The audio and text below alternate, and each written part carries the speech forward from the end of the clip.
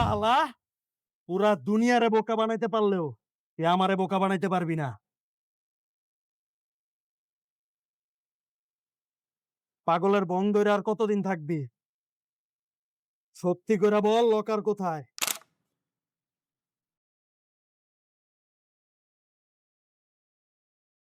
Madam, আপনি তো সত্য সত্যি রক্ত দিয়ে ভালোবাসা চিঠি লিখতেছেন। হায় আল্লাহ! কিছু কিছু ভালোবাসা প্রকাশ এমন অমূল্যবান জিনিস দিয়ে করলে আজীবন মনে থাকবে।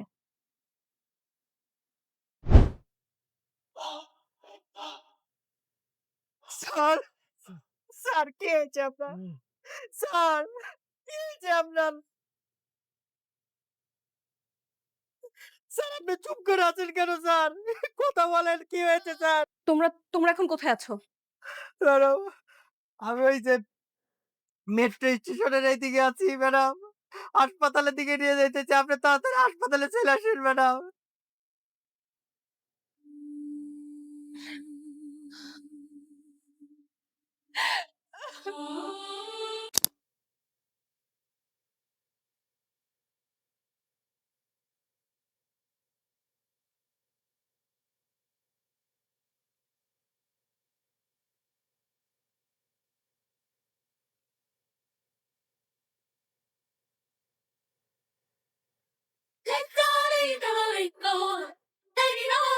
আবার বিষ মিশিয়ে এনেছে।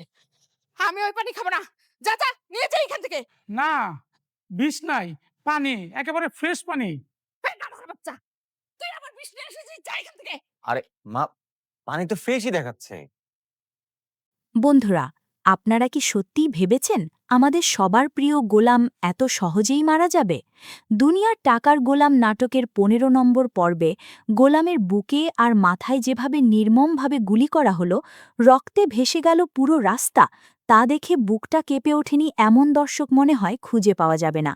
কিন্তু এখানেই লুকিয়ে আছে গল্পের সবচেয়ে বড় টুইস্ট। গোলাম কি সত্যিই এতটা বোকা যে ভিলেনদের সামনে বুক পেতে দেবে, নাকি ওদের চরম ফাঁদে ফেলে নিজেই এমন একটা মাস্টার প্ল্যান সাজিয়েছে যা আমরা কেউ ঘুণক্ষরেও ভাবতে পারছি না? ঋতুর সেই ভালোবাসা দিয়ে সাজানো বাসরঘর কি তবে এভাবেই অপূর্ণ থেকে যাবে অন্ধকারে?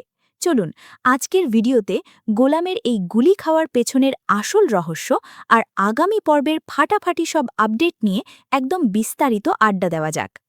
হ্যালো এভরিওয়ান, আশা করছি আপনারা সবাই দারুণ আছেন। আপনারা দেখছেন আপনাদের প্রিয় ড্রামার রিভিউ চ্যানেল, আর আজ আমরা কথা বলতে যাচ্ছি বর্তমান সময়ের সবচেয়ে আলোচিত এবং জনপ্রিয় নাটক দুনিয়া টাকার গোলামের ১৫তম পর্ব নিয়ে। সত্যি বলতে কি, গত কয়েকটা পর্ব ধরে এই নাটকটি আমাদেরকে যে পরিমাণ সাসপেন্স আর থ্রিল উপহার দিচ্ছে তা বাংলা নাটকের ইতিহাসে সত্যিই বিরল। বিশেষ করে ১৫তম পর্বটি দেখার পর তো আমার রাতের ঘুমই হারাম হয়ে গেছে। যারা পর্বটি দেখেছেন তারা নিশ্চয়ই আমার সাথে একমত হবেন যে ডিরেক্টর এখানে দর্শকদের ইমোশন নিয়ে রীতিমতো খেলা করেছেন। একদিকে ভালোবাসার এক চরম মুহূর্ত, অন্যদিকে বিশ্বাসঘাতকতা আর মৃত্যুর এক হিম শীতল পরিবেশ। এই দুয়ের যে অদ্ভুত সংমিশ্রণ আমরা এই পর্বে দেখলাম তা এক কথায় জাস্ট মাইন্ড ব্লোয়িং। আজকের এপিসোডে এতগুলো ঘটনা একসাথে ঘটেছে যে কোনটা রেখে কোনটা নিয়ে কথা বলবো সেটাই একটা বড় চ্যালেঞ্জ। তবুও চলুন একেবারে শুরু থেকে শুরু করা যাক, যাতে গল্পের কোনো ছোট ডিটেলসও আমাদের নজর এড়িয়ে না যায়। পর্বের শুরুতেই আমরা দেখতে পাই এক চরম উত্তেজনাকর পরিস্থিতি। গোলামের মাকে বিষ খাইয়ে মেরে ফেলার যে একটা জঘন্য চক্রান্ত হয়েছিল সেটা নিয়ে গোলাম কতটা সিরিয়াস সেটা আমরা এই পর্বে দেখলাম। নিজের মায়ের প্রতি গোলামের যে ভালোবাসা আর তাকে প্রোটেক্ট করার যে তীব্র জেদ সেটা এই পর্বে আরও একবার দারুণভাবে ফুটে উঠেছে। গোলাম খুব ভালো করেই জানে যে তার শত্রুরা ঘরের ভেতরেই লুকিয়ে আছে এবং যে কোনো সময় তারা আবারও হামলা করতে পারে। সে যখন বুঝতে পারল যে পানির সাথে বিষ মেশানো হয়েছে, তখন সে যেভাবে রিয়্যাক্ট করেছে সেটা সত্যিই একজন দায়িত্বশীল সন্তানের প্রতিচ্ছবি। সে কিছুতেই তার মাকে ওই পানি খেতে দিল না।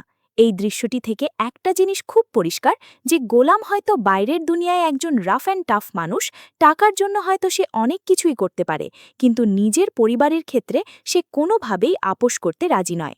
এই জায়গাটিতে গোলামের চরিত্রটি দর্শকদের আরও বেশি কাছে টেনে নিয়েছে, কারণ দিন শেষে আমরা সবাই এমন একজন হিরোকেই পছন্দ করি যে কিনা নিজের পরিবারের জন্য গোটা দুনিয়ার সাথে লড়াই করতে পারে। এরপর গল্প মোড় নেয় এক অদ্ভুত সুন্দর এবং রোম্যান্টিক দিকে। গোলাম আর ঋতুর গাড়িতে করে লং ড্রাইভে যাওয়ার দৃশ্যটি ছিল এই পর্বের অন্যতম সেরা একটি রিফ্রেশিং মোমেন্ট। গোলামের মতো একজন কাঠখোট্টা মানুষ যখন প্রেমে পড়ে তখন সে কতটা রোম্যান্টিক হতে পারে সেটা ঋতুর সাথে কাটানোর সময়গুলোতে আমরা দেখতে পাই। এই দুজনের কেমিস্ট্রি স্ক্রিনে এতটা ন্যাচারাল লাগছিল যে কিছুক্ষণের জন্য হলেও দর্শকরা হয়তো ভুলেই গেছিলেন যে গোলাম আসলে কতটা বিপদে আছে। রাস্তার পাশে একজন সাধারণ ট্যাটু আর্টিস্টকে দেখে ঋতু যখন ট্যাটু করার কথা বলে তখন গোলাম যেভাবে ঋতুর নামের ট্যাটু নিজের হাতে করার সিদ্ধান্ত নেয় সেটা সত্যিই খুব টাচিং ছিল। লক্ষ্য করে দেখুন, গোলাম কিন্তু চাইলেই কোনো নামি দামি পার্লারে গিয়ে খুব আরামে ট্যাটুটি করাতে পারত, কিন্তু সে রাস্তার ধুলোবালির মধ্যে বসে সাধারণ সুই আর মোমবাতির আলোয় যেভাবে কষ্ট সহ্য করে ঋতুর নাম নিজের হাতে খোদাই করে নিল সেটা আসলে তার ভালোবাসার গভীরতাকেই প্রমাণ করে। শারীরিক কষ্টের চেয়ে ঋতুর প্রতি তার ভালোবাসার জোর যে অনেক বেশি, ডিরেক্টর খুব সুন্দরভাবে এই ছোট্ট দৃশ্যটির মাধ্যমে বুঝিয়ে দিয়েছেন। ঋতুর চোখে মুখে তখন যে মুগ্ধতা আর আবেগ কাজ করছিল তা দেখে যে কারো মন ছুঁয়ে যাবে। কিন্তু বন্ধুরা, গল্পের আসল খেলা তো শুরু হয় রাতের অন্ধকারে। একদিকে ঋতু যখন গোলামের জন্য অধীর আগ্রহে অপেক্ষা করছে, নিজের ঘরটিকে মোমবাতি, ফুল আর বেলুন দিয়ে একদম বাসর ঘরের মতো করে সাজিয়েছে, তখন অন্যদিকে গোলাম এগিয়ে যাচ্ছে মৃত্যুর দিকে। এই কন্ট্রাস্ট বা বৈপরীত্যটি নাটকের উত্তেজনাকে এক লাফে শতগুণ বাড়িয়ে দিয়েছে।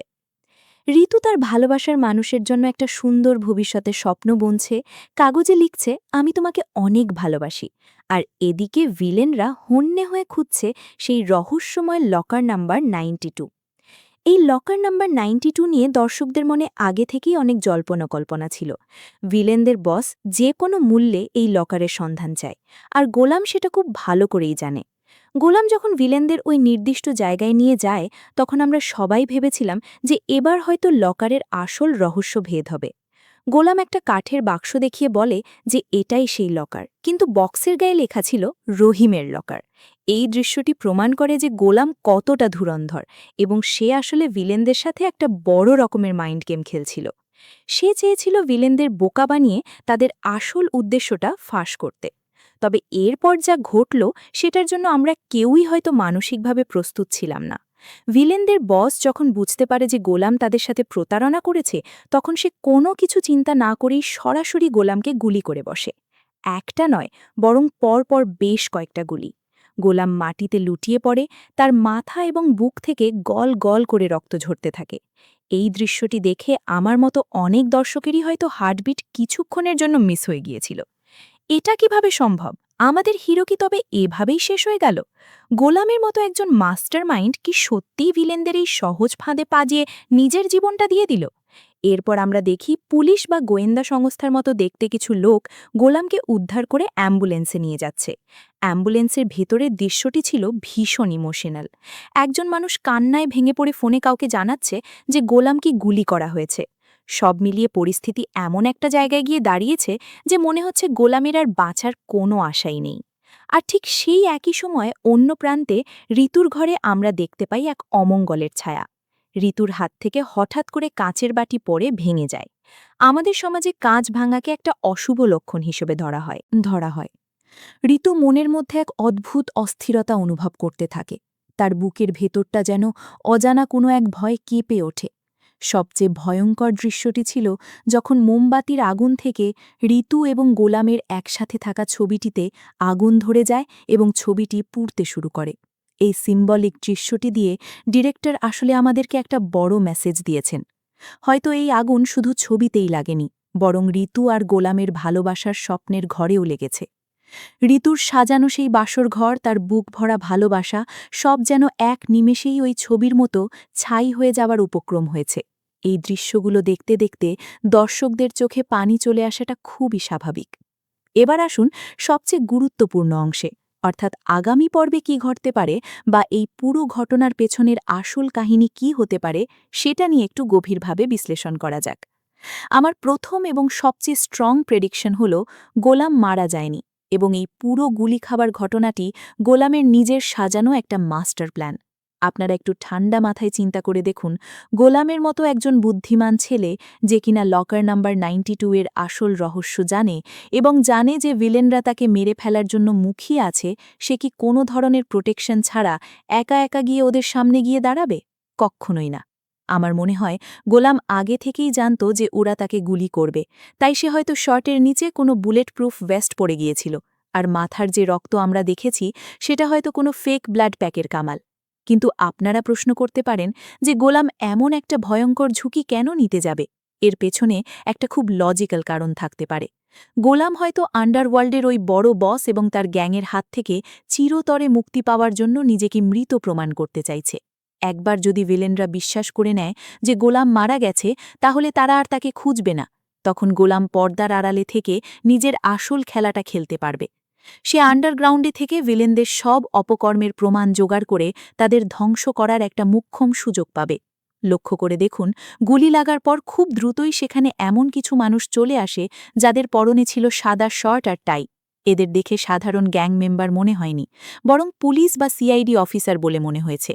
এমনও হতে পারে যে গোলাম প্রশাসনের সাথে হাত মিলিয়েছে এবং এই পুরো এনকাউন্টার দৃশ্যটি তাদের একটা জয়েন্ট অপারেশন ছিল ভিলেনদের আসল চেহারার সামনে আনার জন্য। অ্যাম্বুলেন্সে বসে যে লোকটি কাঁদছিল সে হয়তো গোলামেরই কোনো বিশ্বস্ত লোক বা পুলিশের কেউ, যে ভিলেনদের নজর এড়ানোর জন্য কান্নার নাটক করছিল, যাতে সবাই সত্যি সত্যি বিশ্বাস করে যে গোলামের অবস্থা খুবই খারাপ। আমার দ্বিতীয় প্রেডিকশনটি একটু বেশি ইমোশনাল। ধরুন গোলামের এই মাস্টার প্ল্যান সম্পর্কে ঋতু কিছুই জানে না।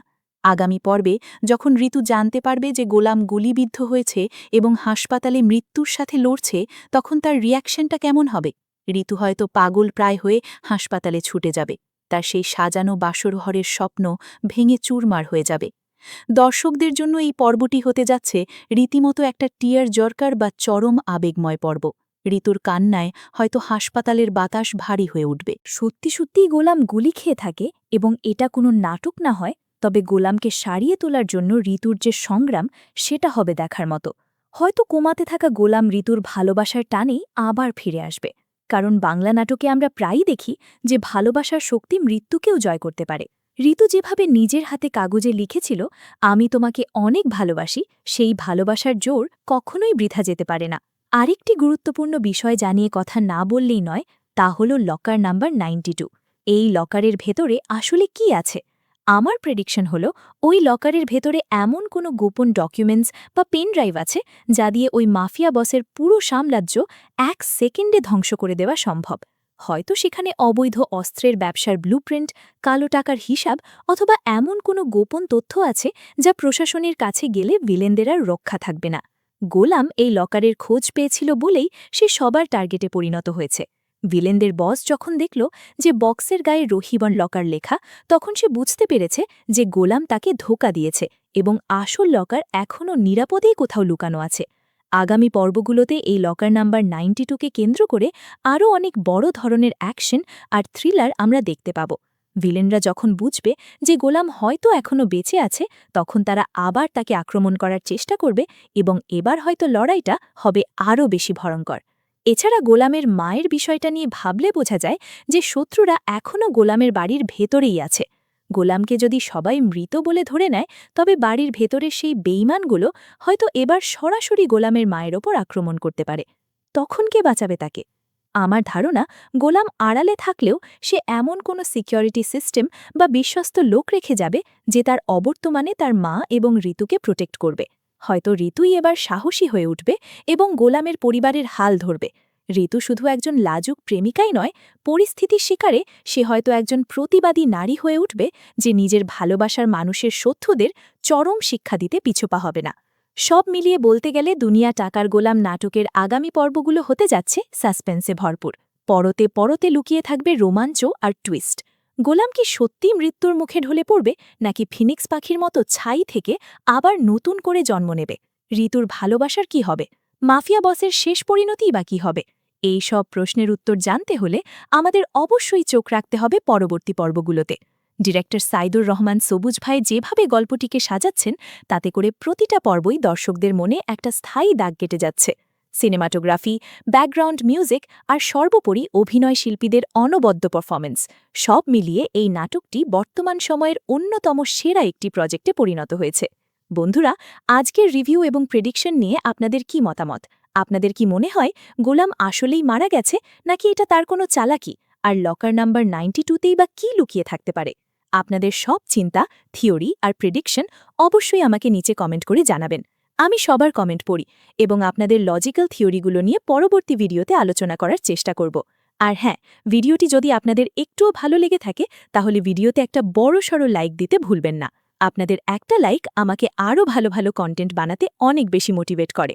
যারা এখনও চ্যানেলটি সাবস্ক্রাইব করেননি তারা জলদি সাবস্ক্রাইব বাটনে ক্লিক করে পাশের বেল আইকনটি বাজিয়ে দিন, যাতে বাংলা নাটকের এমন ফাটাফাটি সব রিভিউ আর আপডেট সবার আগে আপনার কাছে পৌঁছে যায়। আজকের মতো আমি এখানেই বিদায় নিচ্ছি। খুব শিগগিরই দেখা হবে নতুন কোনো এক্সাইটিং ভিডিও নিয়ে।